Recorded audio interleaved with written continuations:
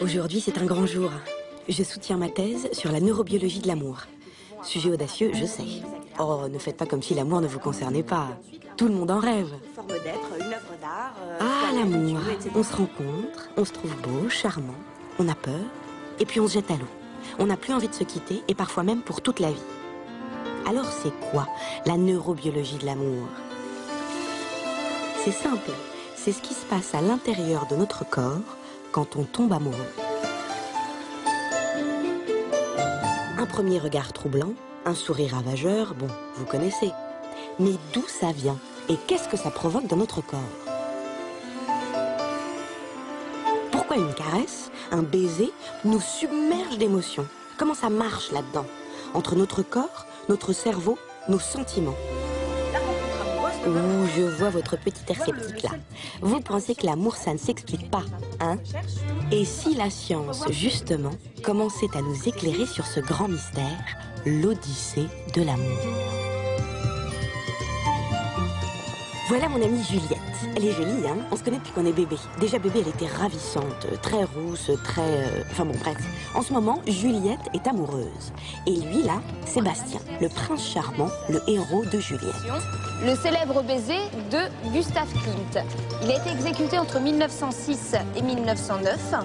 Le peintre a voulu montrer le caractère sacré de l'amour à travers ce couple qui semble seul au monde, au milieu de toutes ces fleurs. Mais en fait, c'est qui l'embrasse, Klimt? Ah, alors... Juliette pense qu'elle est amoureuse de Bastien, qui pense qu'il est amoureux d'elle.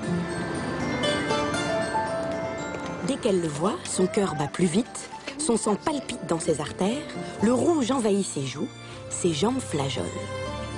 Mais pourquoi? C'est justement ça le mystère de l'amour.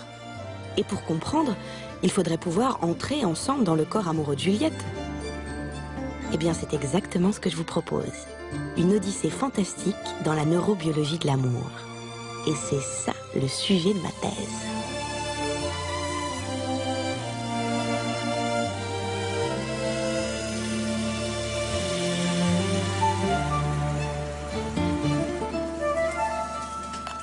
Mais ça fait combien de fois qu'il change de partenaire, celui-là? 4 fois. Mais regarde-moi ça, là. Il y va pas, il court. C'est pour rien, c'est ça le syndrome de Coolidge.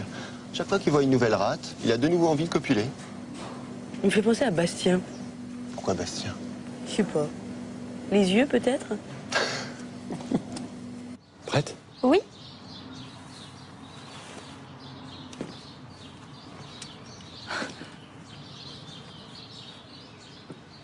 Ça te plaît? C'est ta future maison? Et surtout la nôtre. Enfin, si tu veux. Tu me demandes de vivre avec toi, là. Oui? Allez, viens. Vous avez vu? Tu réponds pas? Elle ressent de drôles de choses, Juliette. Bah, c'est facile, tu dis oui ou non. Enfin, plutôt oui que non. C'est qu'un troisième personnage vient de s'inviter dans notre histoire d'amour, le cerveau. Il joue un rôle essentiel dans l'amour. C'est une véritable usine qui transforme nos sensations en émotions, puis en sentiments. Un très gros organe, ce cerveau. Quoi? Ah, vous pensiez à un autre organe, messieurs. Et non, désolé, ce n'est pas le sexe, ni le petit cœur qui bat, mesdames. C'est bien le cerveau, le principal organe de l'amour. En fait, nous en avons 3 de cerveau. Enfin, disons que notre cerveau est composé de 3 parties, avec chacune leur fonction. Qu'est-ce qu'il y a, mon ami? Tu t'es fait mal? C'est la cheville? Ça va pas, ça va? Regardez, là, Juliette se tord la cheville. Et hop, c'est le premier cerveau qui réagit, le reptilien, le cerveau des sensations. Mademoiselle, après vous. Monsieur. Puis il transmet cette sensation au deuxième cerveau, le cerveau des émotions, le limbique. Très important pour notre histoire, le cerveau des émotions. Notre chambre. Et la salle de bain. C'est magnifique. Cette chambre, ce lit, ce sourire de Bastien, tout cela trouble Juliette, l'émeut, et peut même lui rappeler des souvenirs.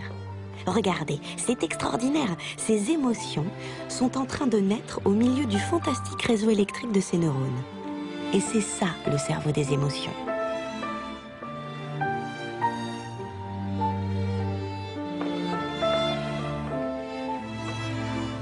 Cette maison, j'ai l'impression d'avoir rêvé quand j'étais petite. C'était la même maison. C'est pas fini. Mais l'amour est plus qu'une émotion, c'est un sentiment. Alors là, on pénètre dans le monde mystérieux du troisième cerveau, le néocortex, le cerveau des sentiments.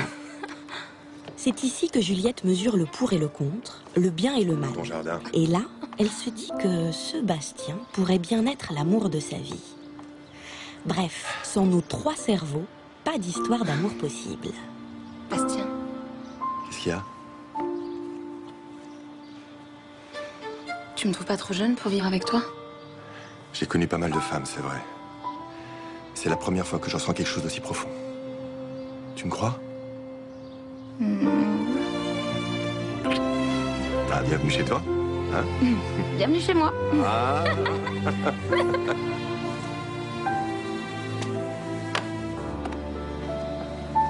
Bon alors, t'en es où?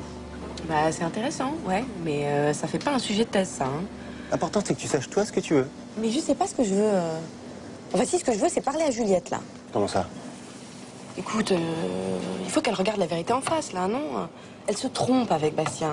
Moi, je le connais depuis longtemps, tu sais, parce que c'est un copain de mon cousin, Didier, ouais. Bah, ce type est pas fait pour elle, hein. Il est juste plein de fric. Attends, tu veux dire qu'elle l'aime pour son argent? Mais non, non, elle doit penser qu'elle l'aime vraiment, mais... En fait, oui, si. Elle l'aime pour son fric, enfin son fric. Ouais, son statut social. L'avenir confortable qui va avec. Elle se rend pas compte que Bastien pense qu'avec sa bite. C'est pas plutôt l'effet Coolidge? C'est la même chose. L'effet Coolidge, ça veut dire quoi? Ça veut dire que tous les hommes ont une bite à la place du cerveau. Bon, j'ai faim, moi, hein? Eh, attends, je viens avec toi. Eh, selon une enquête menée dans 33 pays différents, en matière de choix, les femmes sont plus exigeantes que les hommes. Un homme peut se tromper et recommencer vite ailleurs, alors que la femme tombe enceinte, et pour elle, le sort en est jeté. Mais qu'est-ce que tu racontes, là? Juliette n'est pas enceinte. Non. Ce que je veux dire, c'est que les femmes attachent plus d'importance que les hommes aux critères bonne perspective financière. Sauf chez les Zoulous d'Afrique du Sud. Les Zoulous? Non mais Célim, je connais Juliette depuis la crèche. Je suis bien placée pour savoir quand elle se ment à elle-même. À la crèche, elle aimait déjà les hommes pour leur argent? Eh ben, elle était précoce, hein.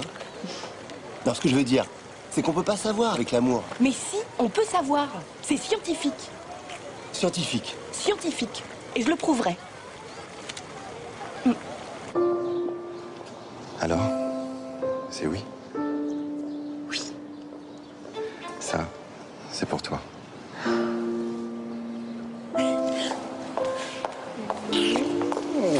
Bah alors, on devait déjeuner ensemble, tu m'as encore oublié? Mais non, maman. Tu ne me présentes pas? Bastien, maman. C'est vous le fameux Bastien qui travaille dans la sécurité? Oui, c'est moi.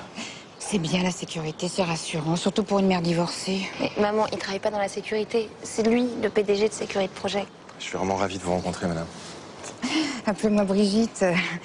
C'est bien vous qui avez sécurisé la maison de campagne de l'inspecteur d'Eric. Enfin, je veux dire de l'acteur. Oui, c'est moi. Enfin, c'était il y a longtemps. La chance que t'as. Waouh! Bastien, vous m'avez tout l'air de l'homme idéal. On va boire un verre pour fêter ça? Ouais, oui. Bon, ça, hein, c'est peut-être pas scientifique, mais c'est bien la preuve qu'il m'aime, non? Non mais que Bastien veuille t'en mettre plein la vue, ça, j'en ai jamais douté, hein. Est-ce que toi, tu l'aimerais autant s'il pouvait pas t'offrir cette bague? Bah, si Bastien était moche, con, pauvre, non, je l'aimerais pas, mais Bastien, il a presque 40 ans, il a connu plein de femmes, il est bourré de fric. Non mais c'est vrai, quoi, il peut avoir la top modèle qui lui plaît. Il a juste à faire ça. Et c'est moi qui l'aime. Oui, mais un mari qu'on n'aime pas, ça devient vite un homme qu'on déteste. Oui, mais il n'est pas question de mariage pour l'instant.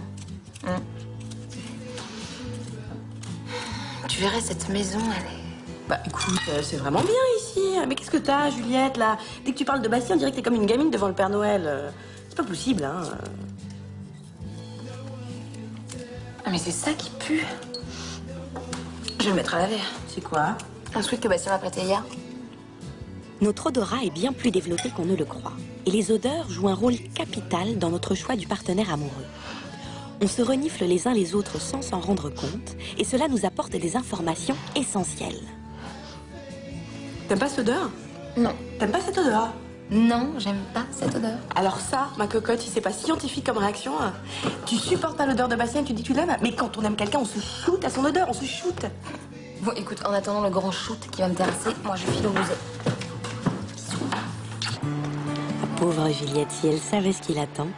Regardez-la, elle se croit sûre d'elle et de ses sentiments pour Bastien, et pourtant, elle va provoquer un incident phénoménal en bas de son immeuble. Pardon. Excusez-moi, je suis désolée. Et voilà, ce jeune homme pense que le ciel vient de lui tomber sur la tête.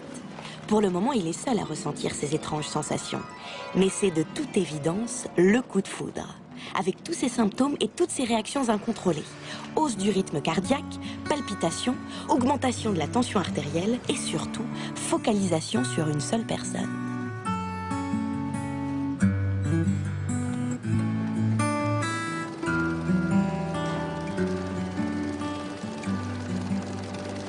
Sans compter que si elle va réellement vivre avec lui, moi, elle me laisse sur le carreau. Je peux pas le payer toute seule, le loyer. Et quitter un appart avec une vue pareille, c'est juste absurde. Mais évidemment, tout ça, elle n'y a pas pensé. Hein. C'est ça l'amour, hein. Elle ne pense à rien d'autre. Non, l'amour, c'est ce qui se passe dans cette cage. L'amour, c'est le besoin de se reproduire. Point.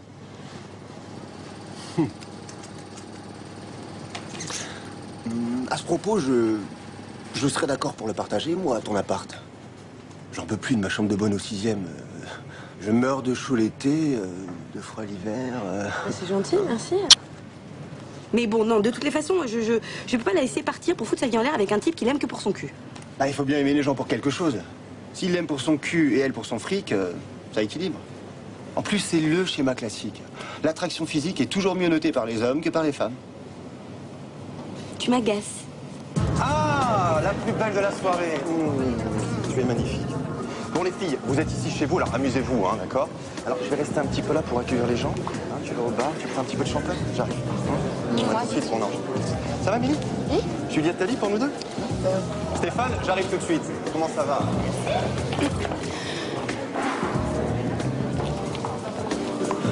Je déteste cet endroit. Hein. Allez, amuse-toi. Bois. Et c'est pas ton Thomas, celui-là? Je pense que j'ai failli crever de chagrin quand Salom m'a largué. Mais attends, tu l'as vu, là? On avait rien à faire ensemble. Non, mais avec Bastien, c'est pas évident non plus. Hein. Je sais pas comment tu te débrouilles. Généralement, enfin bon, c'est inconscient, mais on se choisit sur des critères très précis. Par exemple, plus de 2 tiers des couples se constituent entre 2 personnes du même niveau social. Et quand il est différent, le plus souvent, c'est l'homme qui occupe le niveau supérieur. Bah, de ce côté-là, Bastien est parfait. Non, mais il y a aussi les critères physiques. Pareil. Bastien gagne le concours du plus beau mec, non? Ah non, mais je ne parle pas de beauté, là. La femme cherche le meilleur géniteur et l'homme, la femme la plus apte à lui donner une descendance. Ouais, non, mais à quoi tu vois tout ça, toi? Par exemple, pour les femmes, l'homme idéal a un rapport hanche-taille entre 0,8 et 0,9 et un rapport taille-épaule de 0,6. Mais attends, on est en pleine science-fiction, là. Pas du tout. Regarde, lui là-bas, par exemple. En trop étroit d'épaule, celui-là. Ah ouais. Ouais. Ah, c'est clair. Et tu l'as vu, là? Il a les pattes arrière vraiment trop courtes, ça va pas.